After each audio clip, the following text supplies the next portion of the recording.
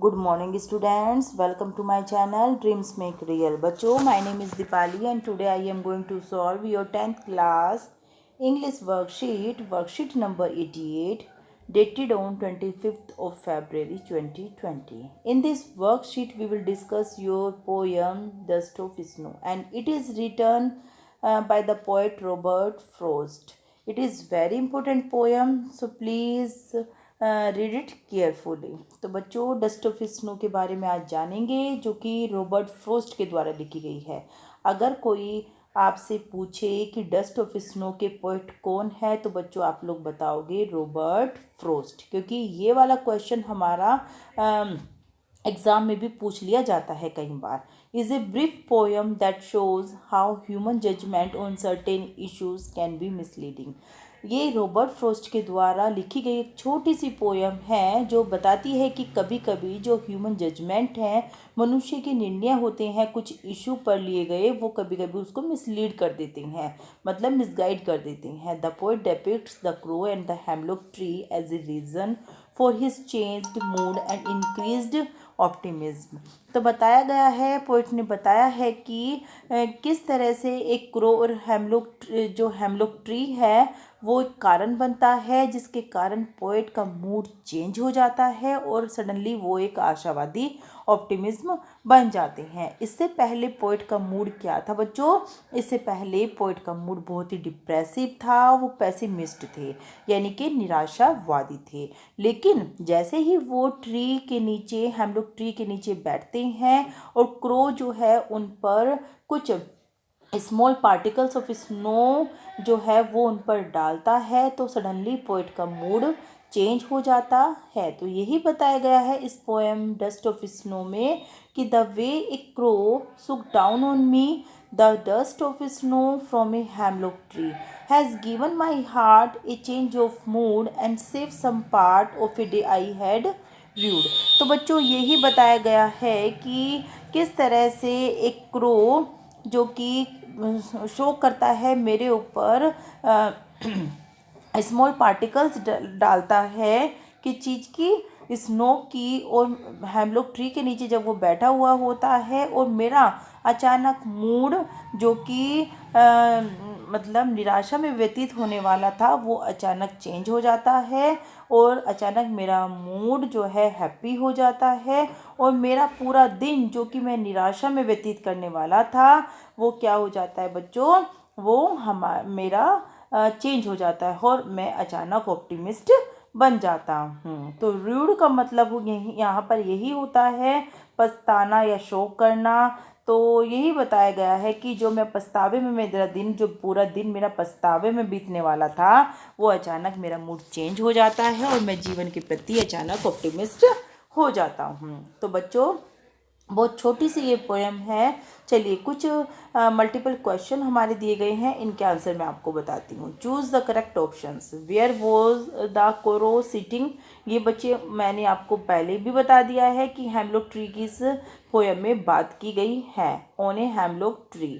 Watt did it shake on the poet? क्या गिराया था बच्चों? क्या क्या पोएट के ऊपर क्या डलता है? डस्ट ऑफ स्नो, है ना, बर्फ की छोटी छोटी बौछारें।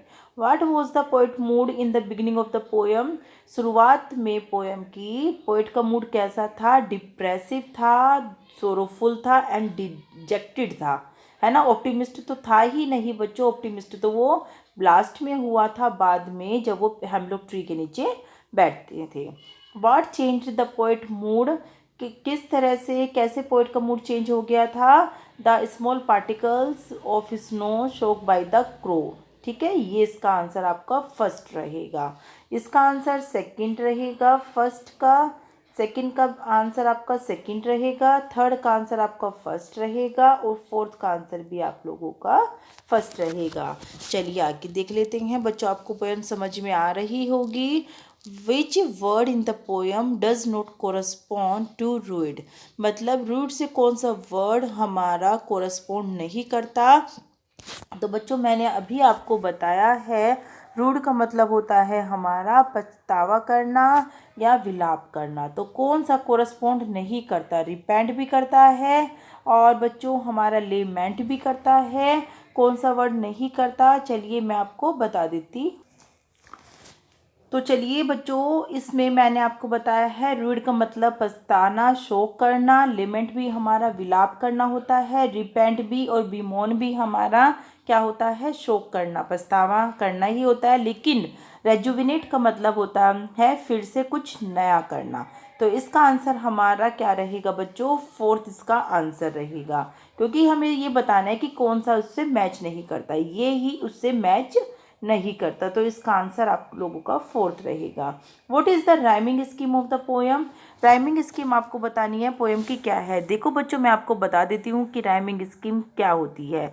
देखिए, द वे ऑफ लास्ट का वर्ड हम लोग देखते हैं कि पोएम की लाइन का लास्ट का वर्ड जैसे कि क्रो है और मी है, स्नो है, तो ये हमारा ए है, ये बी है। देखो, क्रो और स्नो मिलता है तो ये भी ए हो गया, और मी और ट्री मिलता है तो ये बी हो जाता है। चार चार लाइनों की ये पोएम है, तो इसकी होगी हमारी rhyming scheme A B A B. इसी तरह से फिर नेक्स्ट की 4 लाइन में देख लेते हैं। इसको सी मानेंगे हार्ट को, फिर मूड को डी मानेंगे, हार्ट से मिलता है देखो पार्ट है, इसको भी सी मानेंगे, और र्यूड और मूड एक जैसा है तो ये सी डी हो जाएगी राइमिंग स्कीम। तो इसका आंसर हमारा सेकंड रहेगा, C D A B C D, क्योंकि पहली लाइन तीसरी लाइन से मिलती है, दूसरी लाइन चौथी लाइन से मिलती है, तो rhyming scheme A B C D रहेगी, क्योंकि चार चार लाइनों की ये हमारी पोयम है। चलिए बच्चों, आगे मैं बता देती हूँ आप लोग इसका आंसर कैसे लिखेंगे।